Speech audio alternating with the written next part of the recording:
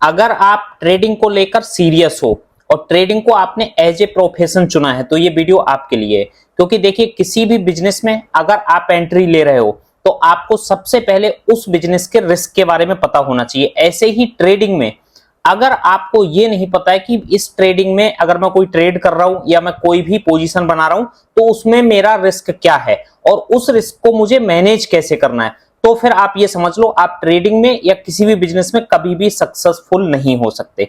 तो इसलिए इस वीडियो को एंड तक देखना है, क्योंकि आज इस वीडियो में हम बात करने वाले हैं रिस्क मैनेजमेंट के बारे में।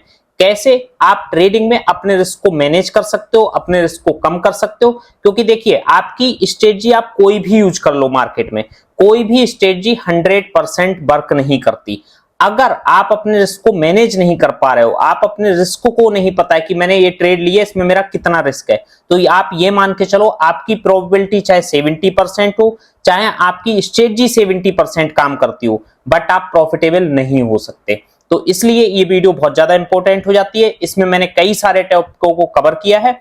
अगर ये वीडियो आप एंड तक देख लेते हो और आप इसको फॉलो कर लेते हो, इसमें जो भी पॉइंट बताए गए हैं, तो मैं ये मान के चलता हूं कि अगर आपकी प्रोबेबिलिटी भी 20% हो, आपकी स्ट्रेटजी का विन रेट भी 20% हो, तब भी आप एक प्रॉफिटेबल और एक प्रोफेशनल ट्रेडर बन जाओगे।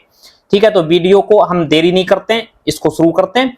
चैनल पर अगर नए हो तो चैनल को सब्सक्राइब जरूर कर लेना, और ये वीडियो अगर आपको वैल्यूएबल फील कराए तो समझ लो इस वीडियो को लाइक भी करना है। ठीक है, तो देखिए, सबसे पहले मैं स्क्रीन पे चलता हूं। यहां पर मैंने कुछ पॉइंट लिखे हुए हैं जो कि रिस्क मैनेजमेंट के अंदर आते हैं।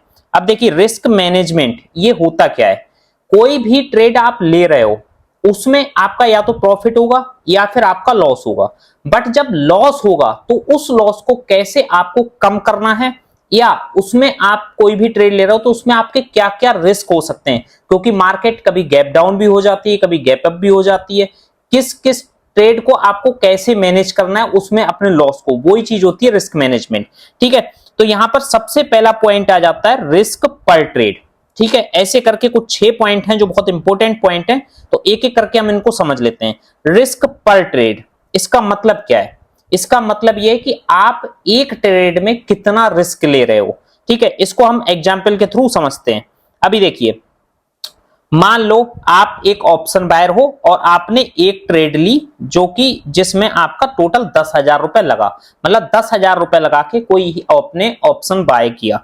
अब मान लो उसमें आपने रिस्क रखा 1,000 रुपए को, 1,000 रुपए का आपने उसमें रिस्क डिफाइन किया कि भाई अगर इस ट्रेड में मुझे 1,000 का लॉस हो जाएगा तो मैं इस ट्रेड को एग्जिट कर दूंगा। आपको हैंड राइटिंग पे थोड़ा सा ध्यान रखना, क्योंकि मैं उंगली से लिख रहा हूं, मेरे पास पेन नहीं है, तो मैं उंगली से लिख रहा हूं, तो इस वजह से हो सकता है आपको उतनी हैंड राइटिंग क्लियर या अच्छी देखने को ना मिले। ठीक है, तो उसको थोड़ा इग्नोर करना है। अभी देखिए, 10,000 रुपए से आपने कोई ट्रेड ली जिसमें आपने 1,000 रुपए का रिस्क रखा, यानी कि लॉस आपने डिफाइन किया कि भाई इतना लॉस मैं ले सकता हूं इस ट्रेड में। बट आप एक चीज समझिए, आपका जो टोटल कैपिटल है वो 10,000 रुपए है, यानी कि 10,000 रुपए लगा के आपने एक ट्रेड लिया है, उसमें आपने 1,000 का रिस्क रखा है। आपने ये तो समझ लिया कि 1,000 रुपए का रिस्क है, बट क्या आपने ये दिमाग लगाया, ये सोचा कि भाई ये 10,000 रुपए का 1,000 रुपए मेरी टोटल कैपिटल का 10% है। समझ रहे हो? ये चीज ज्यादातर बिगनर्स ट्रेडर सोचते ही नहीं है। वो बस इतना सोचते हैं कि मैंने 1,000 रुपए का लॉस लेना है, 2,000 का लॉस लेना है, या कितना लेना है। और ज्यादातर अगर आप एक लॉट ऑप्शंस बाई करते हो तो वो 8-10 हजार रुपए में बाई हो जाता है, तो हमने उसी हिसाब से एग्जाम्पल लिया है। बट ये आपके कैपिटल का 10% है।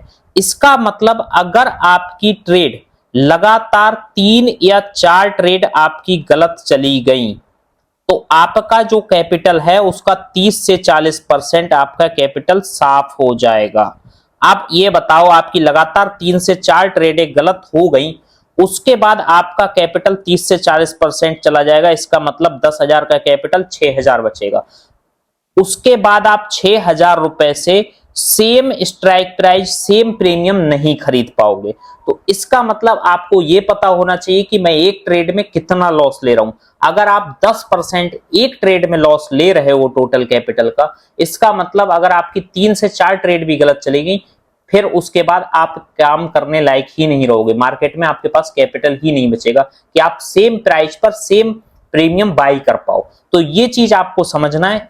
कि आपको एक ट्रेड में कितना रिस्क लेना है। अभी देखो ऑप्शन बाइंग करते हैं तो आप इसका सॉल्यूशन क्या है, जैसे इस चीज का सॉल्यूशन क्या है, इसका सॉल्यूशन ये है कि अगर आपके पास अकाउंट में 10,000 रुपए हो तो आप एक ट्रेड में 5,000 रुपए ही डालो।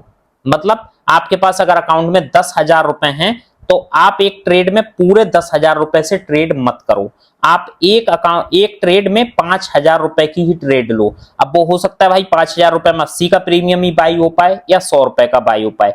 और दूसरी चीज आपको ये चीज तो ध्यान ही रखनी है कि हमेशा अगर आप एक ऑप्शन बायर हो तो इन द मनी में काम करना है, ओटीएम में काम नहीं करना है। समझ रहे हो, ओटीएम में आपको काम नहीं करना है। तो अगर आपके पास कैपिटल 10,000 है तो भाई उसको बढ़ाओ, उसको 20,000 रुपए लेके आओ, अगर आपको एक लॉट में काम करना है 10,000 से। समझ रहे हो, तो ऐसे करके आप मैनेज कर सकते हो। अब उसमें होगा क्या, अगर आपका 20,000 रुपए आपके अकाउंट में है टोटल और आप 10,000 रुपए एक ट्रेड में लगा रहे हो और उस पर एक ट्रेड में 10% का रिस्क ले रहे हो, तो इसका मतलब आपका 1,000 रुपए जाएगा, बट वो आपके टोटल कैपिटल का 5% ही हुआ। समझ रहे हो, तो आप 5% का रिस्क ले रहे हो। इस तरीके से अगर आपकी 2-4 ट्रेड लगातार गलत भी हो जाती हैं तब भी आपके पास बैकअप रहेगा, क्योंकि आपने एक ट्रेड में 10,000 रुपए ही डाला ना, 10,000 तो आपके पास बैकअप है ना। तो आप जब इसमें से लॉस होगा तो आप बैकअप में से पैसे को ला सकते हो, ताकि आपकी कंटिन्यू ट्रेड लगातार चलती रहे और आपकी साइकोलॉजी भी इफेक्ट ना हो। समझ गए, तो पहला पॉइंट तो ये हो गया। अब हम चलते हैं दूसरे पॉइंट पे। दूसरा पॉइंट हमारा क्या है, दूसरा पॉइंट है हमारा रिस्क टू रिवॉर्ड। ठीक है, पहला हो गया रिस्क टू रिवॉर्ड। अब इसको हम समझते हैं रिस्क टू रिवॉर्ड क्या होता है। अभी देखिए आप कोई ट्रेड कर रहे हो, ठीक है, आपने कोई ट्रेड ली, अब आपने ये तो पता है उसमें 1,000 रुपए का मैं लॉस ले लूंगा, बट लगातार ऐसा भी तो हो सकता है कि आप जो स्ट्रेटजी फॉलो कर रहे हो उसका विनिंग रेट 40% हो, 30% हो। कोई जरूरी थोड़ी कि 70 और 80% की स्ट्रेटजी आपके हाथ लग जाए। ठीक है, तो आपको ये चीज ध्यान रखना, उसमें आपके काम आएगा रिस्क टू रिवॉर्ड रेशियो। इसका मतलब अगर आपने एक ट्रेड में 1,000 रुपए का रिस्क लिया है तो कम से कम आपको उस ट्रेड में 1:2 या 1:3 मिनिमम इतना तो आपको रिस्क टू रिवॉर्ड लेके चलना है। इसका मतलब आपका 1,000 रुपए का लॉस है एक ट्रेड में, तो कम से कम भाई 2,000-3,000 का प्रॉफिट लेके चलो। यानी कि अगर मैं खोऊंगा इस ट्रेड में तो 1 रुपए खोऊंगा और कमाऊंगा अगर इस ट्रेड में मेरी ट्रेड सही हो जाती तो कम से कम 2 रुपए, 3 रुपए या 4 रुपए तक का रिस्क रिवॉर्ड लेके चलो। इससे होगा क्या, अब मान लो आप 1:3 का रिस्क रिवॉर्ड लेके चलते हो, ठीक है, आपकी एक ट्रेड गलत हो गई, 2 ट्रेड गलत हो गई, 3 ट्रेड गलत हो गई, बट अगर चौथी ट्रेड आपकी सही हो गई तो आपने जो 3 ट्रेडों में लॉस किया है वो सारा एक ही ट्रेड में रिकवर हो जाएगा। इसका मतलब ये, अगर आपकी विनिंग जो आपकी प्रोबेबिलिटी है, मतलब प्रोबेबिलिटी मींस आपका अगर विन रेट अगर आपका 30% भी हुआ तब भी आप ब्रेक इवन पे निकल जाओगे, कम से कम आप लॉस में तो नहीं जाओगे अगर आपकी विनिंग जो विन रेट है वो 30% भी हुआ। तो इस तरीके से आप मैनेज कर सकते हो, ये भी रिस्क मैनेजमेंट ही है। ज्यादातर बिगिनर ट्रेडर इन सारी चीजों को देखते ही नहीं है, बस वो क्या करते हैं आके मार्केट में ट्रेड करते हैं, उन्हें पता ही नहीं होता कि हम कितना रिस्क ले रहे हैं, क्या रिस्क रिवॉर्ड हमें रखना है, वो सारी चीजें पता ही नहीं होती। अब तीसरी चीज पे आ जाते हैं। तीसरा जो पॉइंट है वो है स्टॉप लॉस। यानी कि ट्रेड के अंदर स्टॉप लॉस वो चीज है जो आपको बिल्कुल आपके कैपिटल को खास मतलब क्लीन होने से, वाइप आउट होने से बचाता है। एक स्टॉप लॉस ही है जो आपको बड़े लॉस से बचाता है। क्योंकि क्या होता है, कई बार आपने देखा होगा आपने ट्रेड ली, वो नेगेटिव में गई और उसके बाद आपने वहां पर एसएल ले लिया और वो पॉजिटिव में चली गई। ठीक है, ऐसा 1-2 बार हुआ, उसके बाद लोग क्या करते हैं स्टॉप लॉस लगाना ही बंद कर देते हैं। उन्हें लगता है कि मैं हर बार मेरी ट्रेड जब मैं स्टॉप लॉस लगाता हूं मेरी मार्केट मेरा स्टॉप लॉस खाने आती है, उसके बाद प्रॉफिट में चली जाती है।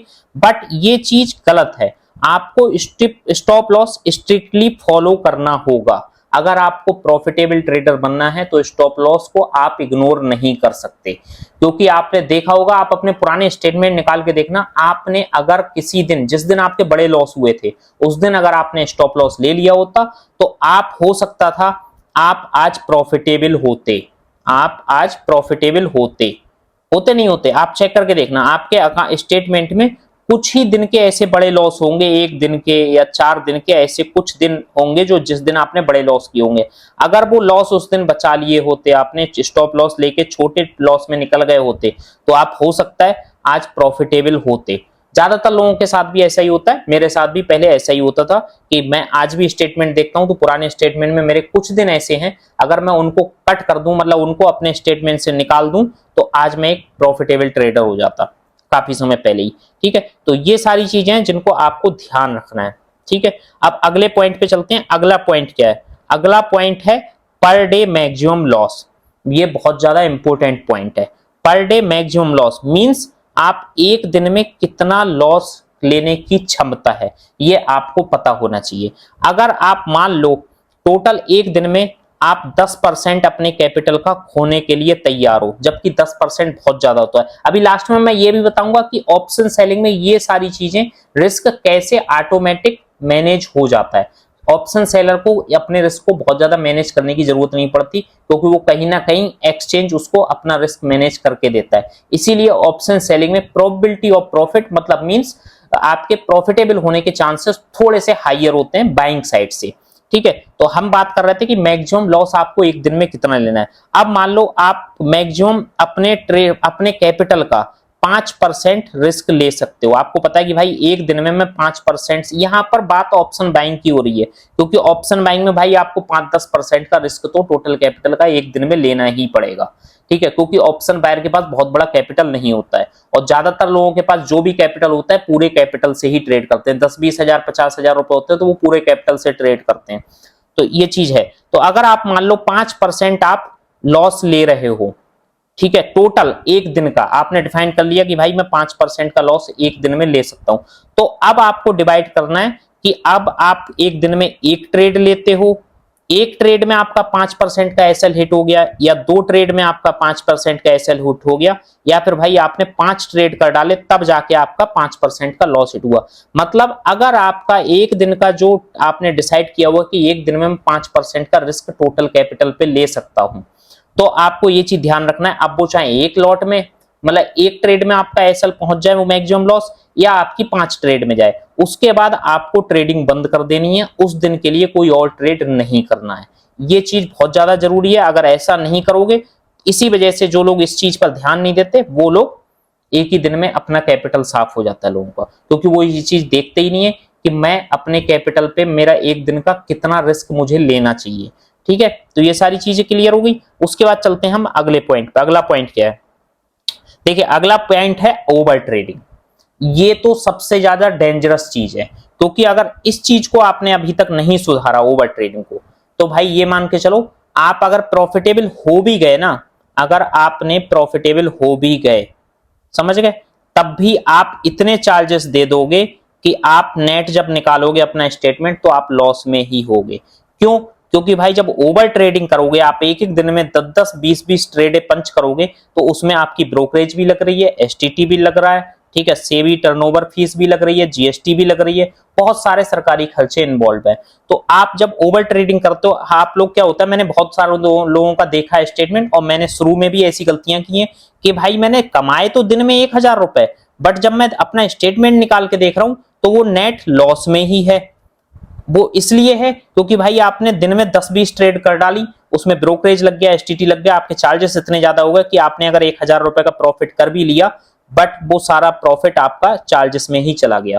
तो ओवर ट्रेडिंग बहुत ज्यादा डेंजरस है। एक सेटअप बनाओ, एक फिक्स सेटअप होना चाहिए, फिक्स आपके ट्रेडिंग रूल होने चाहिए, ताकि आपको ओवर ट्रेडिंग ना हो। और ओवर ट्रेडिंग से बचने का एक जो तरीका मुझे सबसे अच्छा लगता है कि थोड़े से बड़े टाइम फ्रेम पे काम करो, क्योंकि जो लोग 3 मिनट 5 मिनट के टाइम फ्रेम पे काम करते हैं उन लोगों को बार बार सेटअप बनते हुए दिखेंगे अपनी दिन में। ठीक है, तो आप बड़े टाइम फ्रेम पे काम करोगे तो आपको ओवर ट्रेडिंग होगी नहीं, और हमेशा फिक्स्ड एसएल और फिक्स रिवॉर्ड के साथ, मतलब फिक्स्ड एसएल और फिक्स टारगेट के साथ ट्रेड करोगे, उससे पहले नहीं निकलोगे आप। लोग क्या करते हैं, ट्रेड ले ली, आपने टारगेट भी रखा है, एसएल भी प्री डिफाइन हो गया उनका, बट जब ट्रेड स्टार्ट हो जाती है उसके बाद जब वो साइडवेज होती है मार्केट, या फिर जब उनके फेवर में नहीं जा रही होती, तो वो डर के काट देते हैं पोजीशन को। जैसे ही प्रॉफिट दिखा उन्होंने काट दिया, मतलब उन्होंने जो स्टॉप लॉस लगाया था, टारगेट लगाया था, वो ना स्टॉप लॉस का वेट कर रहा है ना टारगेट का वेट कर रहा है, बट उनको दोबारा फिर ट्रेड करना है, तो उनको खुजली रहती है कि ट्रेड करना है, निकलना है, करना है, निकलना है। ऐसे करोगे भाई तो ओवर ट्रेडिंग होगी। तो ओवर ट्रेडिंग से बचना है। अगर ये नियम आप फॉलो नहीं करोगे तो आप ट्रेडिंग में कभी भी एक प्रोफेशनल ट्रेडर नहीं बन सकते, और जब तक आप प्रोफेशनल ट्रेडर नहीं बनोगे, इसको एक प्रोफेशन की तरह नहीं लोगे, तब तक आप प्रॉफिटेबल भी नहीं हो सकते ट्रेडिंग में। ये चीज आपको ध्यान रखनी है। ठीक है, अब अगला जो मोस्ट इंपोर्टेंट और आखिरी टॉपिक है वो है पोजीशन साइज। पोजीशन साइज बहुत ज्यादा इंपॉर्टेंट चीज है जिसको आपको ध्यान देना है। अब पोजीशन साइज होता क्या है? पोजीशन साइज का मतलब ये होता है, आपने अगर मान लो आपने कोई भी, मान लो मार्केट 24,000 पे है, ठीक है, अभी निफ्टी चल रही है मान लो 24,000 पे, ठीक है। अब आपको लगता है कि निफ्टी यहां से 24,500 जाएगा, ठीक है, निफ्टी यहां से 500 पॉइंट की रैली करने वाली है, बट आपने प्राइस एक्शन में सपोर्ट देखा कि भाई मार्केट का सपोर्ट तो है 23,800 पे। इसका मतलब भाई यहां पर 200 पॉइंट का मेरा रिस्क है मैं, ठीक है। अभी एक सिनेरियो हो गया। अब दूसरा सिनेरियो मान लो कि मार्केट है 24,000 पे फिर से, ठीक है, आपको लगता है मार्केट जाएगी 24,200, ठीक है, 24,200 जाएगी, बट इसका भी आपको सपोर्ट दिख रहा है 24,800 ही, ठीक है, वो 23,800। इसका मतलब भाई यहां पर एसएल तो 200 पॉइंट का है बट टारगेट भी 200 पॉइंट का है, ठीक है। तो आपका जब एसएल बड़ा हो जाए और आपका टारगेट छोटा हो तो आप वहां पर क्या कर सकते हो, आप क्वांटिटी को कम कर दो, मतलब एक लॉट से ही ट्रेड करो जब आपका एसएल बड़ा हो रहा है। तो जहां पर आपका एसएल छोटा हो रहा है, मान लो आपको लग रहा है भाई एसएल 50 पॉइंट का मिल रहा है बट अगर मेरी ट्रेड सही होगी तो भाई 200 पॉइंट आराम से मिल जाएंगे, तो वहां पर एसएल अगर 50 पॉइंट का है तो हो सकता है वहां पर आप पोजीशन साइज बढ़ा दो भाई, 2 की जगह 3 लॉट से ट्रेड कर लो, 4 लॉट से ट्रेड कर लो। मतलब जहां पर आपको दिख रहा है कि एसएल छोटा है मेरा तो वहां पर अपना पोजीशन साइज बढ़ा सकते हो, और जहां पर आपको लग रहा है कि मेरा एसएल बहुत बड़ा हो जा रहा है बट श्योर है, मतलब आपको चांसेस लग रहा है कि हाँ ये ट्रेड में प्रॉफिट हो सकता है बट एसएल मेरा बड़ा है, तो वहां पर अपनी पोजीशन साइज को छोटा कर लो, एक लॉट में ट्रेड करो, बस ज्यादा लॉट मत लो। बट जहां पर आपका स्टॉप लॉस छोटा दिख रहा हो आपको और चांसेस पूरे रिवॉर्ड मिल रहा हो तो वहां पर आप स्टॉप लॉस जब छोटा है तो आप मान लो आपका 5 पॉइंट का स्टॉप लॉस है तो वहां पर 2 या 3 लॉट में ट्रेड कर सकते हो, बट अगर कहीं पर स्टॉप लॉस 20 पॉइंट का दिख रहा है आपको तो फिर वहां पर एक लॉट में ट्रेड करो। तो इस तरीके से आप अपनी पोजीशन साइज को मैनेज कर सकते हो। ये सारी चीजें हैं जिनको अगर आप ध्यान देते हो और इन चीजों पर आप अमल करते हो, मतलब इन चीजों पर ध्यान देते हो कि भाई ये सारे नियम, ये 6 पॉइंट ऐसे हैं रिस्क मैनेजमेंट के अंदर, अगर आपने ये चीजें फॉलो कर ली तो मैं पूरी उम्मीद के साथ कह सकता हूं कि भाई आपको प्रॉफिटेबल ट्रेडर होने से कोई नहीं रोक सकता। तो इन चीजों पर आपको ध्यान देना, यही सारी चीजें रिस्क मैनेजमेंट के अंदर आती हैं जो ज्यादातर ट्रेडर्स आपको नहीं बताते, ज्यादातर इन्फ्लुएंसर भी नहीं बताते और ज्यादातर लोगों को पता भी नहीं है, और इस चीज पर बिगिनर ट्रेडर्स कभी ध्यान नहीं देता, मतलब रिस्क मैनेजमेंट पे तो कभी ध्यान ही नहीं देता। इसी वजह से ज्यादातर लोग ऑप्शंस में लॉस करते हैं और प्रॉफिटेबल नहीं हो पाते। तो ये वीडियो वैल्यूएबल लगी हो इसको लाइक कीजिएगा और लोगों के साथ भी शेयर कीजिएगा जो लोग अभी भी रिस्क मैनेजमेंट को इग्नोर कर रहे हैं, समझ नहीं रहे हैं और वो लगातार लॉस कर रहे हैं। तो ऐसे अपने दोस्तों के साथ इस वीडियो को शेयर करना जरूरी बनता है। मिलते हैं किसी नई वीडियो में, तब तक आप सभी का बहुत बहुत धन्यवाद।